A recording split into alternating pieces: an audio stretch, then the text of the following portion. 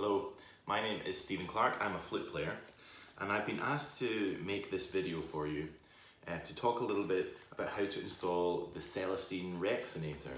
Now, if you're not familiar with the Rexonator, basically it's a complete replacement of the cork that goes inside your flute head joint. In every flute head joint there's a little cork that sits up here which creates a seal and allows the sound to be made. The Rexonator is a piece of brass which replaces this cork, and in my opinion it has quite a few advantages. The first is, unlike cork, it never shrinks or changes shape or size over time. So once the Rexonator is in, it can be there for life. Also, there are some adjustments you can make to the Rexonator which in turn make some changes to the sound that you produce in colour and in balance and things like this. I'll talk a little bit about that later, but there's a little bit more flexibility by having a Rexonator rather than a cork, and it just, in my experience, has made my flute in every way work better. It projects more, it has greater dynamic contrast, more colour changes are available, the articulation is without doubt crisper. I really like the Rexonator. I've been using it in my instruments for a couple of years now, and I met Roberto about 2 years ago at the National Flute Association convention, and he approached me the day before my recital and he asked me if I'd like to try the Rexonator. I was a little bit dubious at first, but I did, and I was absolutely blown away by it. And in fact, the next day I played my recital with the Rexonator in my flute, and a couple of my friends who were in the audience asked me if I had a new instrument. They thought the change was even bigger than I realised, perhaps. So the Rexonator is pretty easy to fit yourself. A lot of people have been getting them and having a technician fit them, and the purpose of this video is to show you how to do it yourself if that's something you're interested in doing. It's pretty straightforward, actually. So here we go. I also just want to point out that I make no money at all from the Rexonator. I know there's I'm used a little bit in their publicity, but Roberto has just become a friend of mine. The Rexonator I bought from him I paid full price for. Since then he has actually made some new designs and he has sent them to me in prototype form, and I've tested them and given my feedback.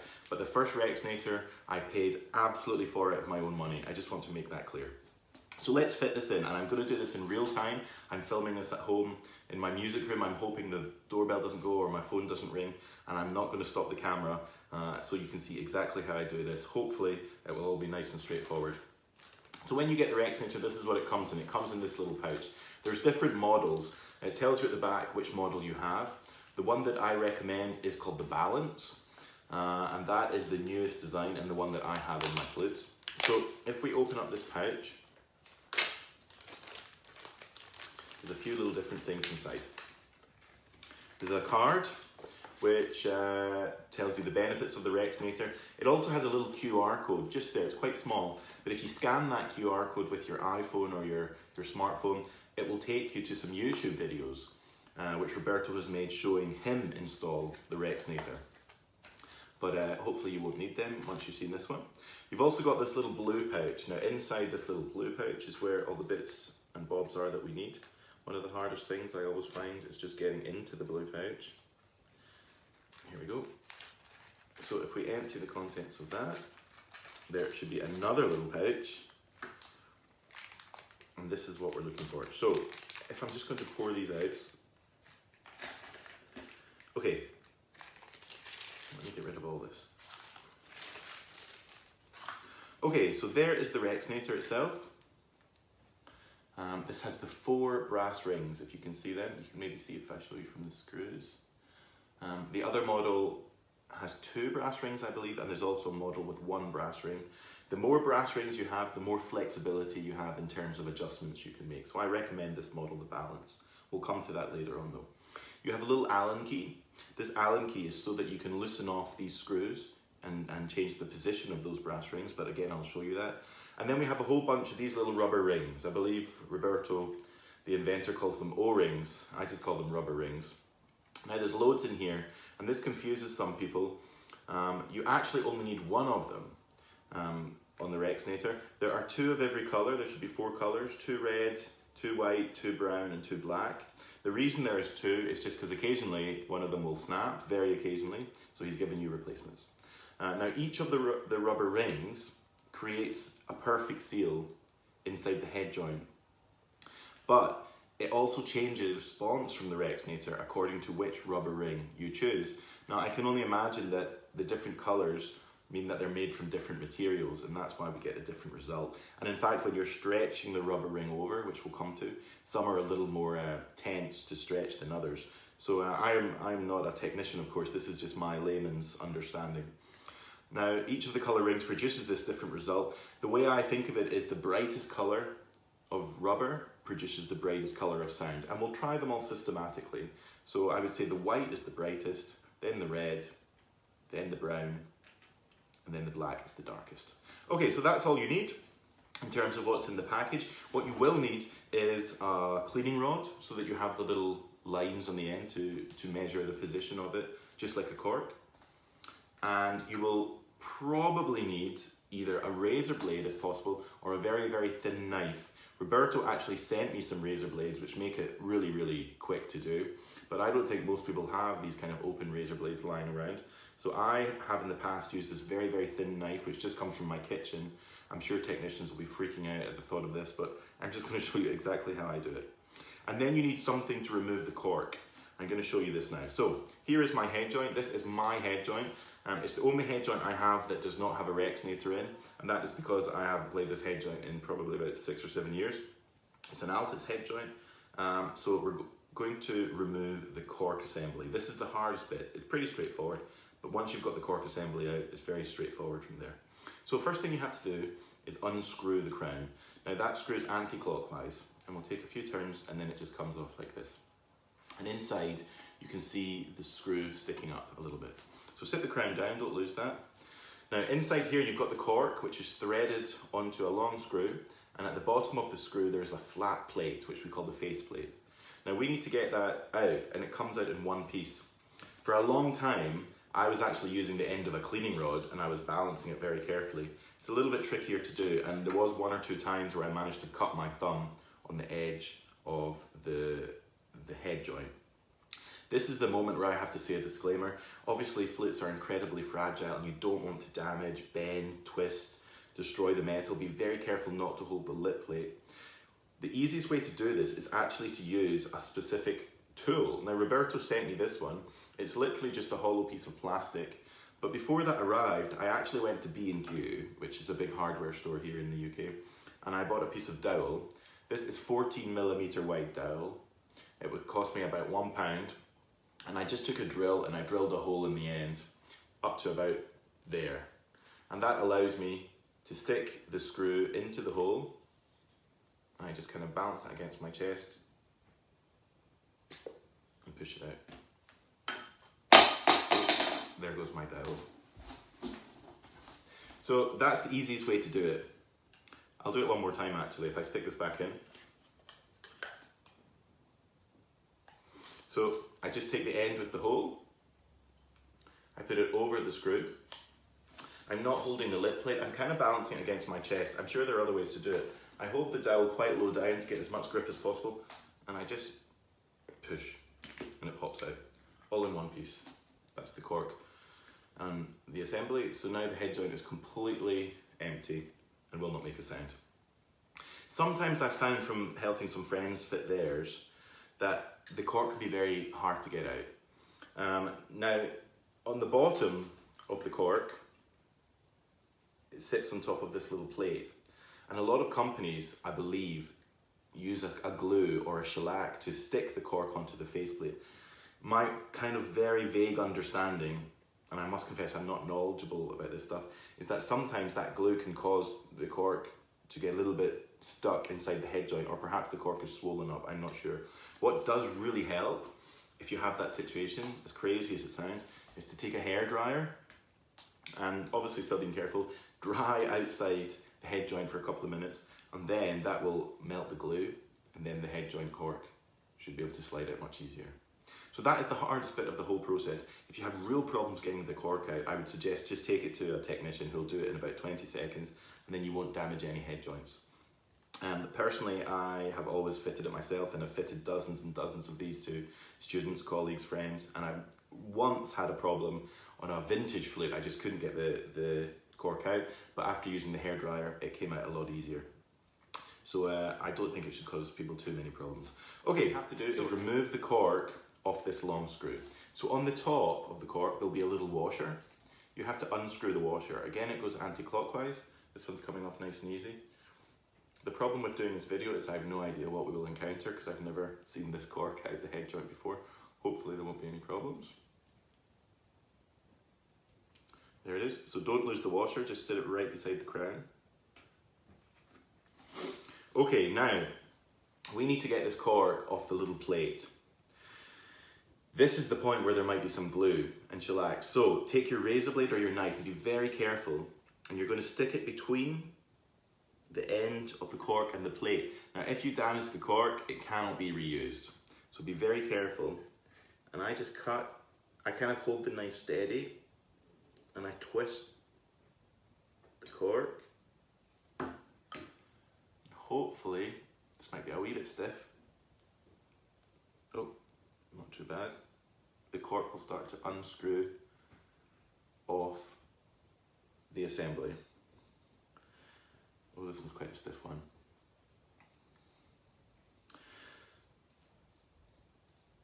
Just give it a second. This would be the moment I would edit out the video, but I'm not going to do it. We're going to keep it all real.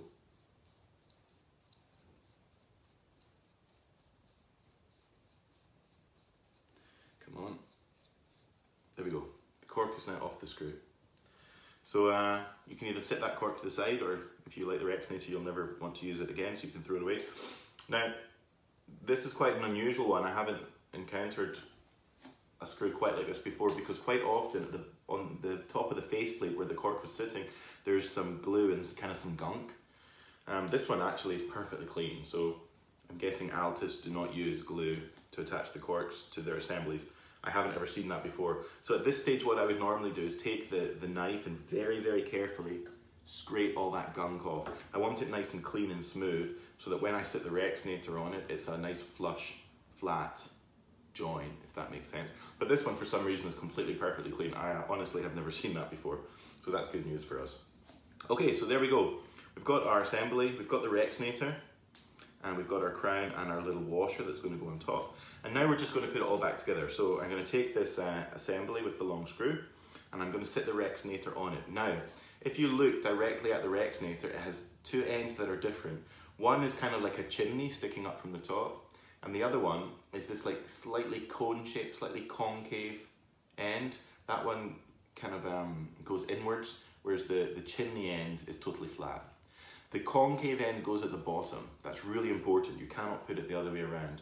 The only time I have ever encountered problems with people installing the Rexonator is when they put it the wrong way around, or they try and put too many of the rubber rings on. So this is very important. The concave end goes at the bottom. That goes on top of that faceplate. Now, in terms of where it points, you can see the 4 screws lined up on each side. It doesn't matter. Stick it on whatever way you want, but the concave end goes at the bottom. Then we put the washer back on top. Now when you fit the washer, it doesn't have to be as tight as you can possibly make it. I, at the moment, would just fit it enough so it touches and it's not loose, but I wouldn't tighten it fully, and I'll explain why. Okay, so that is our Rexonator onto the cork assembly. Now we're going to add one of our O-rings. Now there's a lot of choice here because each of these brass rings can move, and you have 4 different color O-rings. So if you think how many combinations that is, it's loads, and it can take a long time to find the position you like the best, and I suggest you do go through all of them. So my favorite method is to select one O-ring, stick it on the Rexonator now, keep it there while you try all the positions of the brass rings. Once you've found the position of the brass rings you like best, then take it back out, go to the next O-ring, try it with that O-ring, the next O-ring, and the next O-ring. You know what I mean? So the way it kind of works, as I say, the lighter the color O-ring, the lighter the color of the sound you will produce. I mean, that's a very loose description, but it kind of makes sense. So perhaps if you want a lighter sound, start with the white one. If you want a darker sound, start with the black one, and then work your way inwards. That's what I'd suggest. So for now, let's fit the white O-ring. So the white O-ring is going to go at the bottom between the Rexinator and the faceplate. You can actually see there's almost a little groove there, and this little O-ring is going to, this can be a little bit fiddly. So I hold it upside down and I kind of push from my end the O-ring onto that edge, and then with my two thumbs I just stretch it over and it popped right in. Okay? Now if you find it won't go in, that's probably because the washer is too tight and pushing everything down, and therefore that space isn't big enough for the O-ring. If you find it's too loose and it's kind of wobbling about, that's because the washer's too loose. And you'll find this problem actually when you try and fit this back into the head joint. I found some people calling me up and they have put the cork assembly back into the head joint with the Rexinator on it, but they can't get it right up to the top where it needs to be. And that is because their washer is too tight, and that is pushing the Rexinator down. It's making the O-ring puff out and making it not fit the space. So if you find it doesn't go high enough up the head joint, just loosen the washer. I mean, we're talking a millimeter, it's so small. And vice versa, if it goes in way too easily and is really loose, just tighten up that washer a little bit more. That catches some people out. So that's pretty much it. Then all you do is obviously the cork comes out from the bottom of the head joint, so the Rexinator goes into the bottom of the head joint. Nothing ever goes in and out of the top of the head joint. It's worth pointing that out. So with the screw pointing towards the crown, it goes in the bottom. It won't fall out, it's too big to fall out. At this point, you'll take your cleaning rods. You know how every cleaning rod has the little grooves at the end to show you the markings, and they need to be in the blowhole of the head joint, just like a cork. You're going to do the exact same thing. So I use the cleaning rod just to push that Rexinator up, check it is right in the middle. You know what? My washer's too tight, so I'm going to take it back out and loosen off that washer. So it just needs to loosen off a tiny amount. I like to go to small steps. I can always take it back out and loosen it more. I won't got too many bits of things falling on my music stand. Okay, let's push it up. There we go, that's going nicely. Bang in the middle, there it is. Then you take your crown, and that just screws back on. And that's it. It's done. Now you'll instantly feel it's a little heavier than with a cork, and it does take you about a day to get the hang of holding your flute because you'll feel its head joint heavy. But that's pretty much it. That is good to go. It's that simple. So now let's take it back out and let's move the brass rings. So same thing, I'm going to unscrew the crown. I'm going to use my tool, which I made in B&Q. Push it back out. Okay, now I'm going to come close to the camera to show you this. So here are the brass rings. There are 4 on that side. Oh, hang on, there they are. 4 on that side and 4 on that side. And here's my little Allen key which came in the packet, which I use to loosen them off. Now I suggest that when you move them, you don't take the screws out. You're just going to lose screws all over the place. They just have to be a little bit loosened. You'll feel immediately when the brass ring starts to slide. So when I loosen the screws on each side, you have to loosen both. These things will slide up and down. Then the position that you have of these 4 rings changes the response. So at the moment, all of them are as low down as they can go. You can see the spaces at the top. So I could slide 1 to the top, keep it there. I could slide 2 to the top, 2 to the bottom. I could slide all 4 to the top. I could have 3 at the top, 1 at the bottom, and so on. There's a load of combinations. So at the moment, just for speed, I'm just going to slide this 1 at the top, 1 slot higher. So loosening that off, it really takes like 2 turns max to loosen it. In fact, not even 1 turn. 1 turn does it. And I just slide it up and I retighten the screws. Again, they don't have to be like tightened to the point of breakage, you know, just tighten them so it doesn't move anymore like it was when you started. And that's it. I've just moved the position of a Rexinator, so that will now have a different response. Also, the screws being in a straight line doesn't matter. If you're a little OCD and you like the look of it, go for it, but I don't bother. I just stick them anywhere. So that's it. The O-ring is still there. I pop it back in my head joint. Use my cleaning rod for the groove at the end, get it back into the middle. There we are. Screw the crown back on. So that is now a completely different response to what I had before. So I would try that, pop it back out, change the ring position again. Once I've finally found the position of the rings I like, and that does take a little bit of time, I'll then do the same thing but working my way through and eventually I will find a combination that I'm happy with. Of course, the beauty of this is a month down the line, a week down the line, 2 years down the line, if you want to change it, you change your flute perhaps, and you want a different response, you just pop it out and you start all over again. It's pretty genius design in my opinion. But that's pretty much it. I hope that makes lots of sense. You can check out Roberto's website for a little more information. But I'm a huge fan of these products. I know they're now available directly from Roberto. They're also available from Just Flutes in London and from Brass Treblas, I think I say it right, in Oslo. And I know that there is very imminently a US distributor coming on board as well. But I hope that makes sense, and I hope you enjoy your Rexonators, and happy flute playing.